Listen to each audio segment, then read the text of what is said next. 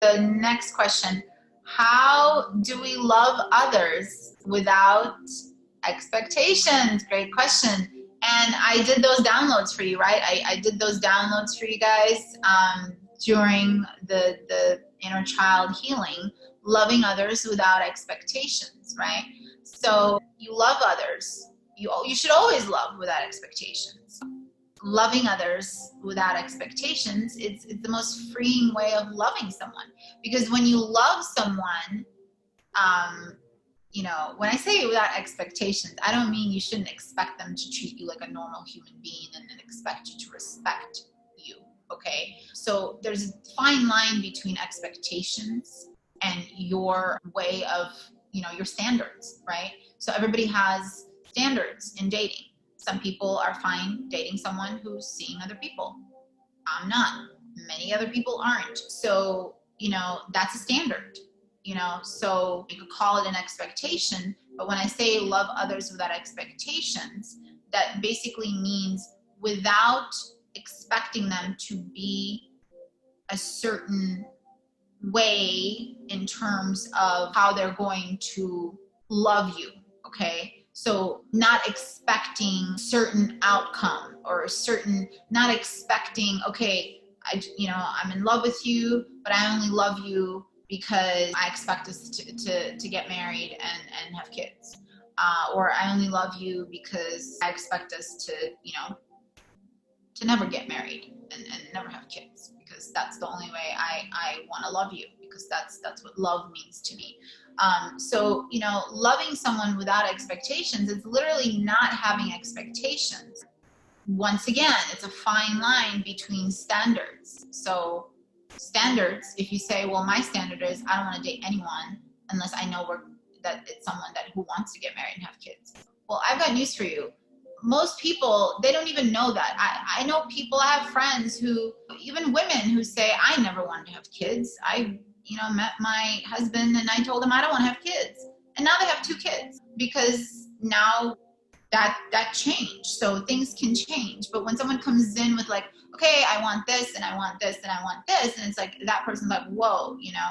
And so I know it's a fine line, but it comes down to what are your standards. So if you're not okay with dating someone who literally says, I had the surgery to not be able to ever have kids again, and if you want kids, then, you know, obviously that's not going to happen with this person. So, or maybe they didn't have the surgery, but they're literally like, nope, I hate kids. Like, I don't want kids. And then you're going to say, no, if I love you and I expect you to have kids because that's what I want. That's an expectation. But to have an expectation, we can put it in quotes, an expectation of being treated with respect and to respect your boundaries and to be a good person.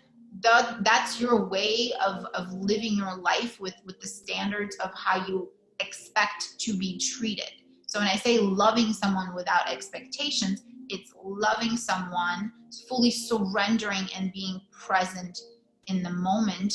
And really, you know, you can't get to know someone if you're putting labels on what can this person do for me. Women view men as providers. Some men view women as, oh, she's going to make a perfect wife and I just want her to stay at home and pump out babies. You know, expectations, standards. There's a fine line, and there's a fine line. So do you have a specific scenario that you're curious about, Gerald, in terms of just looking to see if there's any specific scenario that you have for that question? But, you know, for me, like I said, loving without expectations, it's just loving someone. What it comes down to is the core of loving. So you're loving. You're not loving because you want them to love you back, okay? You're not loving, okay, I love you, but only if you love me like this and like this. Like love, like being able to love without expecting someone to love you back.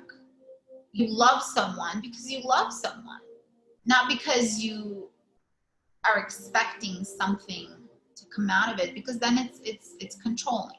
It's a fine line. So I know probably you're getting a little confused, but it's a fine line between, okay, I have my standards. I expect to be treated like a decent human being. I expect my boundaries to be respected. I was thinking about loving someone and expecting them to love back the same way. So yeah, that's what really it comes down to, because everyone loves. So when I say loving someone without expectations, I'm referring to loving someone without expecting them to love you a certain way back, because everyone's feelings are based on their level of consciousness. So if you love someone, so much, and you're always the one giving, and you're not giving them space to give you, right?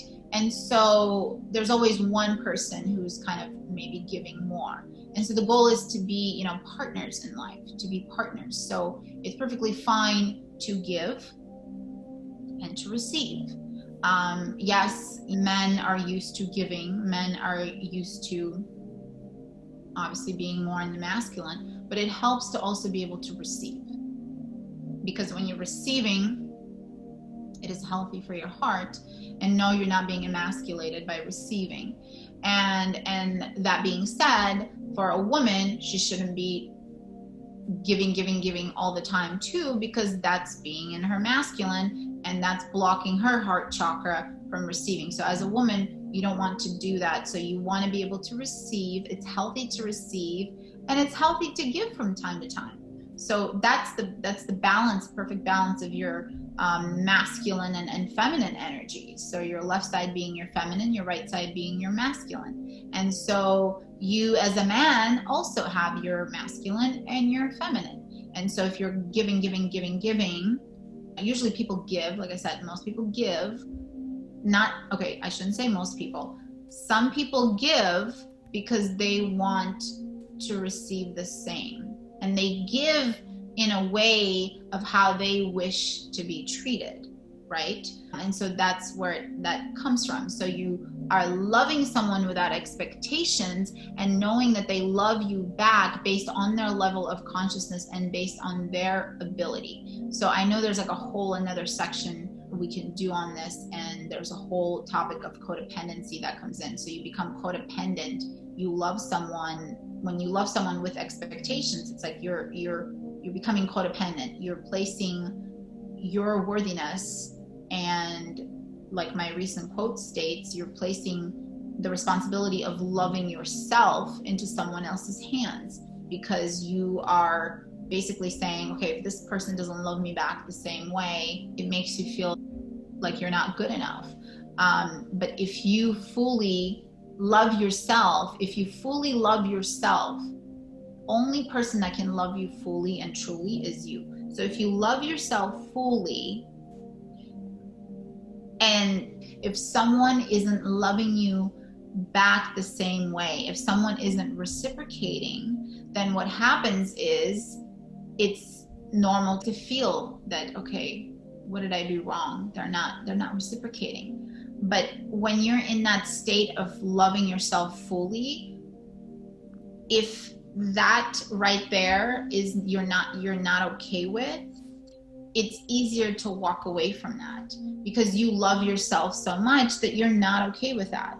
And if you continue to love yourself and to fully love yourself, you will attract that same level of higher frequency vibration. Does that make sense?